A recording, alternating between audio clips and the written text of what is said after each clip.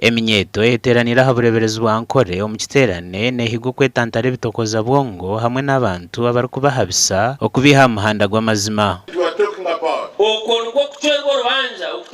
You have to be convicted of sin, but also to be convicted of God's judgment. Because God punishes sin.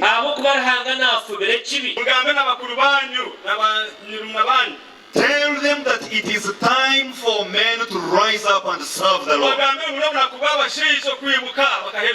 Tell your dad to come back to church and serve.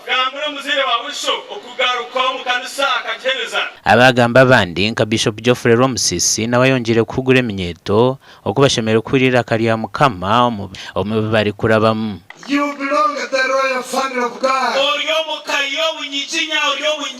And you belong at eternal heaven. Oh, hallelujah. Binyenda kubakomera entanda y'emico mirungi no wakora byona wabotine mishwe amuheru byona nibifawusha. Bishop is my witness. Isho tukaba turi rushozi ari kuguraduatinga abana babene bashoma skills. Omwana wakirize y'emicwe State House camp controller akagira ngo bamurutaining State House employing etandike kumuhereza sente.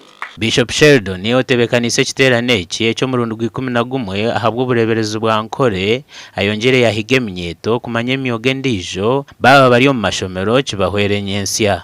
Hallelujah.